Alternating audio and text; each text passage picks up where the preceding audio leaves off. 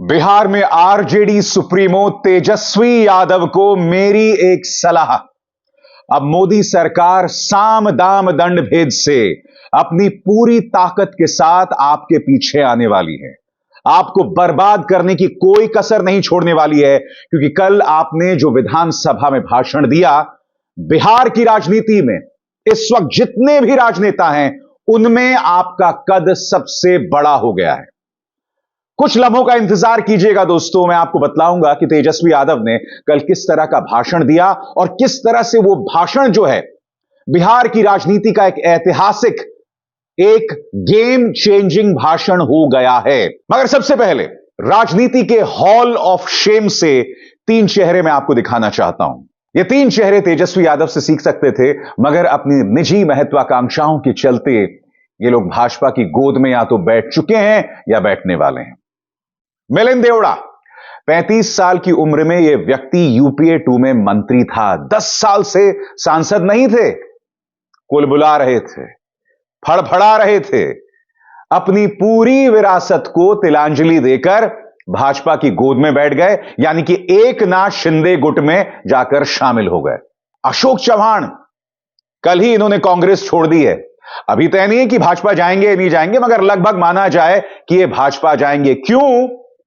क्योंकि भ्रष्टाचार के कई मामलों को लेकर मोदी सरकार इन पर दबिश डाल रही है और इनके साथ बताया जा रहा है कि 1 दर्जन कांग्रेस के विधायक भी जाएंगे।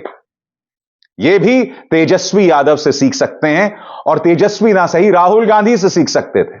आपकी स्क्रीन पर जयंत चौधरी, याद कीजिएगा दोस्तों, जब किसानों पर जुल्म किया जा रहा था, जब खून से लथपथ एक किसान की तस्वीर सामने उभर कर आई थी, तब यही जयंत चौधरी कह रहे थे कि मेरा खून खौलता है।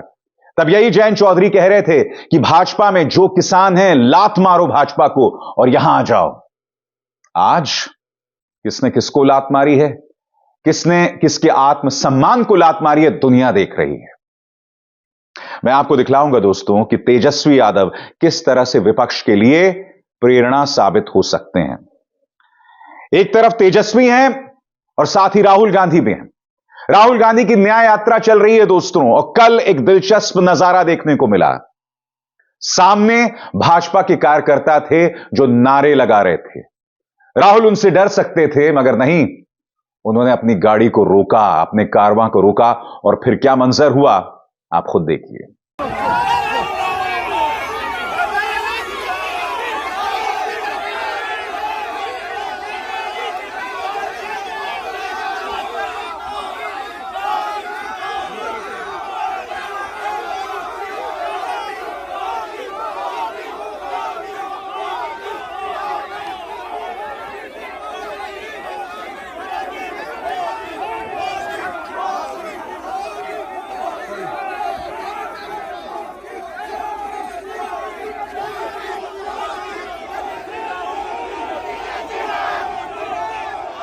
तो सही मायने में कहा जाए दोस्तों, तो भाजपा से अगर इस वक्त 2 लोग शिद्दत से लड़ रहे हैं, बगैर किसी समझौते के साथ लड़ रहे हैं, तो वो है राहुल गांधी और तेजस्वी यादव। और जैसे मैंने कहा दोस्तों, कल विधानसभा में तेजस्वी यादव ने जो भाषण दिया, उसके चलते वो बिहार में भारतीय जनता पार्टी के लिए सबसे बड़ी चुनौती हो गए। और अब लिख के ले लीजिए दोस्तों, लोकसभा चुनावों से पहले भाजपा हर संभव कोशिश करेगी तेजस्वी यादव को बर्बाद करने की। मैं जानता हूं, मैं कड़े शब्दों का इस्तेमाल कर रहा हूं, मगर मैं ऐसा क्यों कह रहा हूं दोस्तों, उसके लिए आपको सुनना पड़ेगा कि विधानसभा में क्या क्या कहा। सबसे पहले नीतीश कुमार पर तंज कसते हुए कहते हैं कि भाई, आप तो भाजपा इसलिए छोड़कर आए थे ना कि वो आपकी पार्टी को बर्बाद कर देना चाहते थे, फिर वापस आप उनकी गोद में जाके बैठ गए। सुनिए उन्होंने क्या कहा। हम तो आपको इज्जत देते हैं और आगे भी देते रहेंगे, लेकिन ये बात समझना पड़ेगा और बिहार की जनता ये जानना चाहती है कि आखिर ऐसा क्या कारण है कि आप कभी इधर रहते हैं, कभी उधर रहते हैं। ये तो सब लोग जानना चाहता है, सब लोग की इच्छा। आखिर क्या ऐसा हो गया कि आपको ये निर्णय लेना पड़ा। 2020 का हम लोग चुनाव जीत करके आए, मात्र बेईमानी के बाद 12,000 का डिफरेंस था पूरे महागठबंधन और एनडीए में। आप क्यों छोड़ के आए?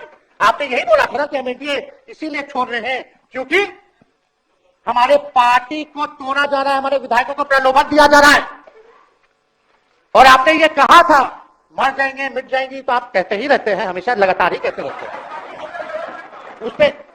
उस पे हम नहीं जाएंगे, लेकिन आपने तो ये कहा था कि भाई हम लोगों का एक ही लक्ष्य है, न प्रधानमंत्री बनना है न किसी को मुख्यमंत्री बनना, देश भर के विपक्षों को गोल बंद करके जो तानाशाह है उसको दोबारा नहीं आने देना है, इसीलिए ना पाए थे।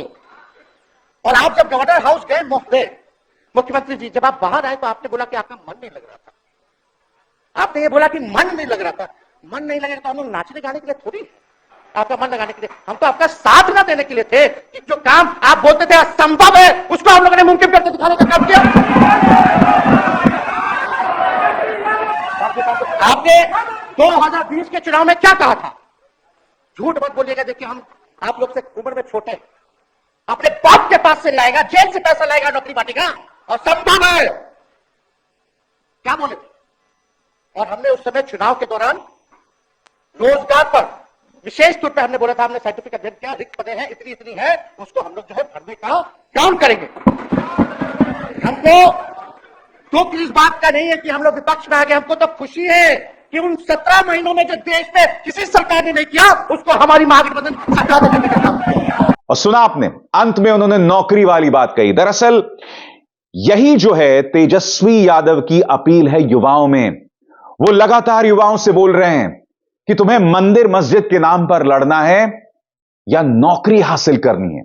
वो जरूरी मुद्दों पर प्रदेश के युवा का ध्यान अपनी तरफ खींच रहे हैं, और इसलिए मैं कह रहा हूं कि विपक्ष के लिए तेजस्वी यादव एक प्रेरणा हो सकते हैं। मैं आपको बतलाना चाहूंगा दोस्तों, तेजस्वी यादव ने एक बड़ा खुलासा भी किया।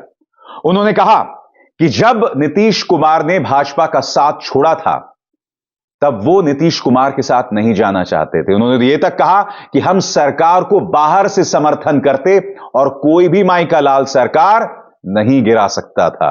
सुनिए वो क्या कह रहे हैं। हम तो नहीं आना आपके साथ आना चाहते थे, ये बात हम आपको कहे भी थे कि हम तो नहीं आना चाहते हैं मुख्यमंत्री जी, लेकिन देश भर के सभी नेताओं का दबाव है कि भाई एक बार 2024 के चुनाव में हम लोग एकजुट हो जाएं और एकजुट होकर के मोदी जी को हराने का काम करें।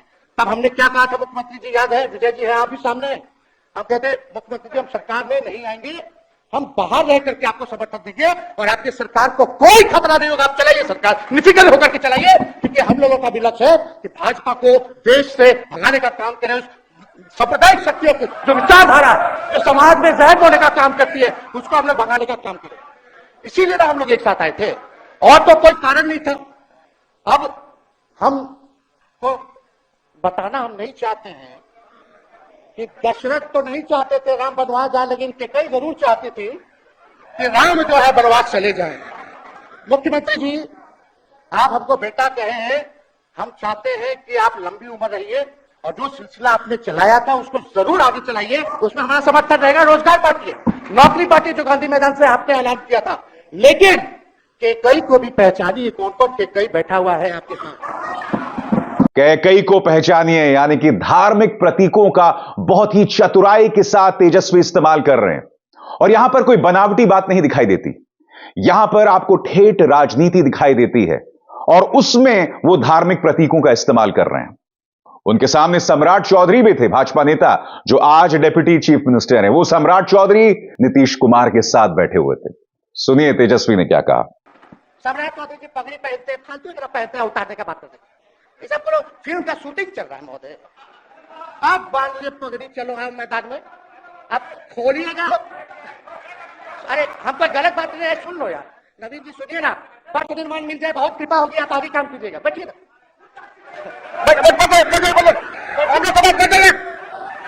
बोलो कीजिए।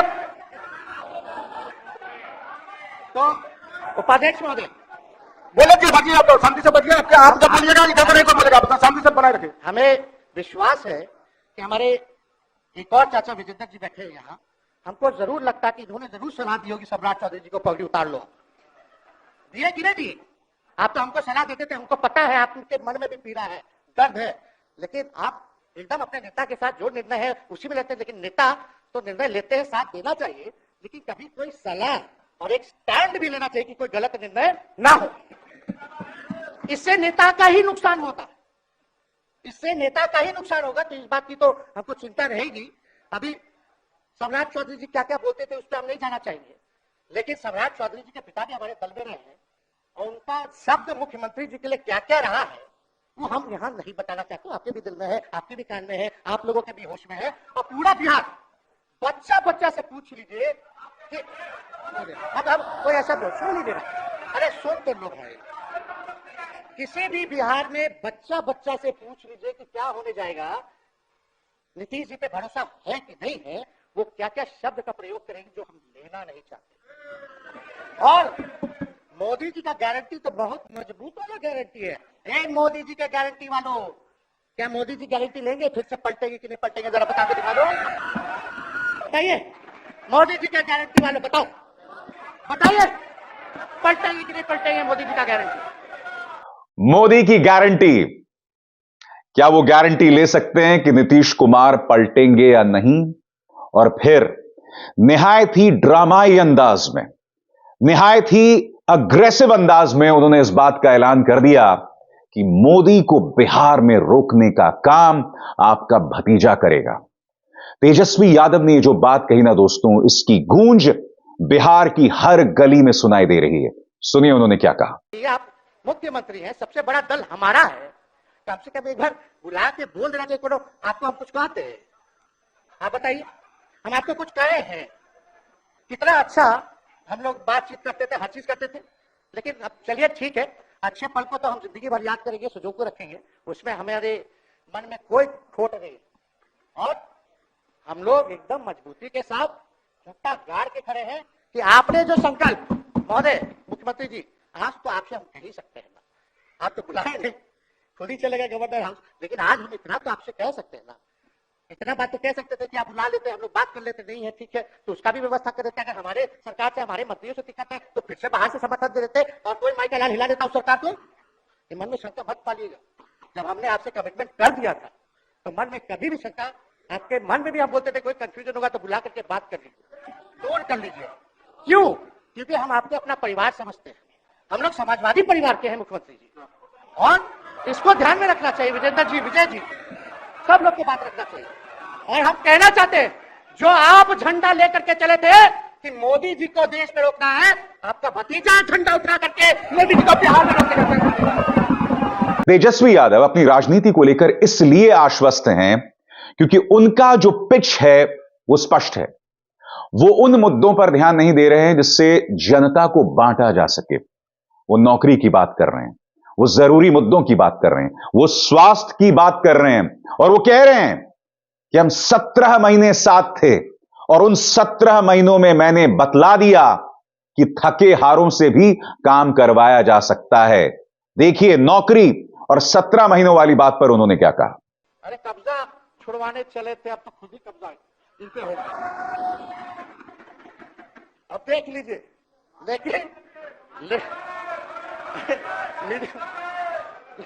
जितने मीडिया के लोग हैं, अरे कब्जा ना हो गया है, हाँ आप लोगों पर कुछ लिखने देगा, कुछ बोलने देगा, तो अब तो कब्जा आप ही पे हो गया है। खैर जो भी अमित शाह जी कहते थे हमारा तो दरवाजा बंद है, खैर उनका क्या, उनके बात में दम है, बात में दम है। खैर हम लोग जो कहते हैं वो करते हैं, और हम लोगों ने 17 महीने काम करके दिखाने का काम किया है।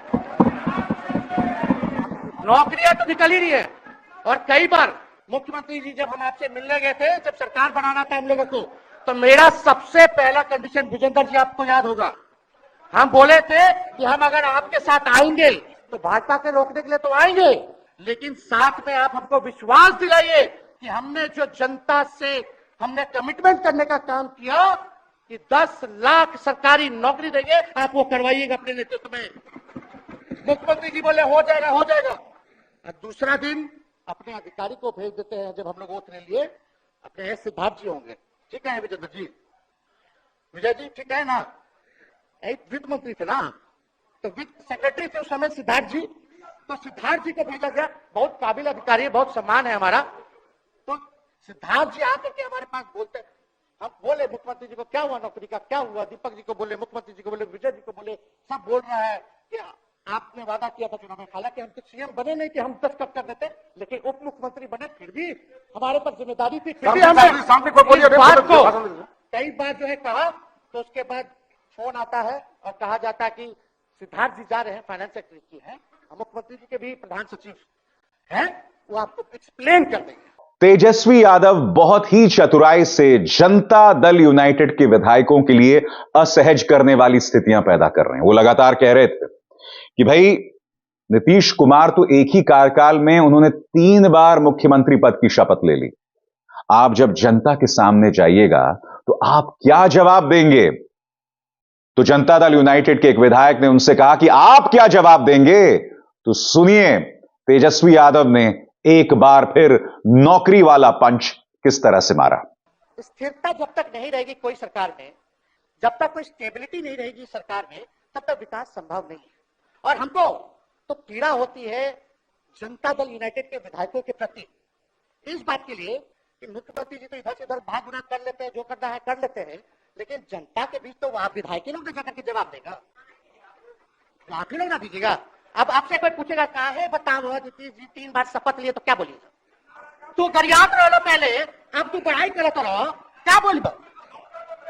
हमने नौकरी दिया ही कहेंगे, क्या बात कर रहे हो? दोस्तों मैं आपको बतलाना चाहूंगा कि आरजेडी के 3 विधायक भाजपा के खेमे में जाकर बैठ गए थे। तेजस्वी चाहते तो नाराज हो सकते थे, मगर उन्होंने उन तीनों को किस तरह से संबोधित किया, मैं चाहूंगा आप सुने। कोई आए ना आए, जब समय आएगा तो तेजस्वी आएगा। ठीक है, समाप्त किया जाए। याद कीजिएगा, मेरा छोटा भाई चेतन जब थक थका करके कहीं आप लोगों ने कुछ नहीं किया, तो हमने टिकट इसको देकर के जिताने का काम, और इनके पिता के गुण पे नहीं, इनके गुण पे। नौजवान लोग रोड मैप है, लंबा चलना है, टीम बनाना है, नौजवानों को हम लोगों ने टिकट दिया। नौजवान आए राजनीति में, राजनीति करे, सकारात्मक राजनीति करे, बिहार को आगे लेकर के जाए। थका हुआ लोग नहीं चाहिए था हमको, लेकिन हमको पता है क्या क्या मजबूरी है। ये कोई नई बात नहीं है, बहुत दिनों से पीड़ित है, और इस पीड़ा में कहीं भी रहे हम इसके साथ हैं। और नीलम जी, जो आप महिला हैं, आपने जो निर्णय लिया हम स्वागत करते हैं। तो कहने का अर्थ क्या है दोस्तों? तेजस्वी यादव का मुकाम बिहार की राजनीति में लगातार बढ़ रहा है, और यह कहा जा सकता है कि बिहार में तेजस्वी यादव और राष्ट्रीय स्तर पर राहुल गांधी, ये दोनों नेता प्रधानमंत्री नरेंद्र मोदी के लिए सबसे बड़ा नासूर बन गए हैं। मैं फिर दोहरा दूं, आने वाले 2 महीनों में इन 2 नेताओं पर खास तौर से प्रधानमंत्री नरेंद्र मोदी की पूरी मशीनरी की निगाह रहेगी। हर संभव कोशिश की जाएगी कि इन नेताओं को नीचे लाया जाए, इन्हें फंसाया जाए, इन्हें डराया जाए, धमकाया जाए। यही वजह थी कि तेजस्वी यादव के 3 विधायक जो हैं वो भाजपा के पाले में जाकर बैठ गए। वो डर ही तो है ना जिसका जिक्र तेजस्वी यादव ने किया, और यही बात लगातार तेजस्वी कह रहे हैं, यही बात राहुल गांधी भी कहते रहे हैं कि मैं डरने वाला नहीं। और हकीकत यह है दोस्तों कि अगर इस राजनीति में, मौजूदा राजनीति में विपक्ष को मुकाबला करना है भाजपा का, तो डर को डिक्शनरी से हटाना पड़ेगा। क्योंकि अगर आप डरेंगे दोस्तों, तो अशोक चव्हाण, मिलिंद देवड़ा और जयंत चौधरी जैसी मिसालें सामने उभर कर आएंगी। लालच और डर, इन दोनों शब्दों को विपक्ष को हटाना पड़ेगा अगर वो वाकई भाजपा से मुकाबला करना चाहती है। अभिसार शर्मा को दीजिए इजाजत। नमस्कार। स्वतंत्र और आजाद पत्रकारिता का समर्थन कीजिए, सच में मेरा साथी बनिए। बहुत आसान है दोस्तों, इस ज्वाइन बटन को दबाइए और आपके सामने आएंगे ये 3 विकल्प, इनमें से एक चुनिए और सच के इस सफर में मेरा साथी बनिए।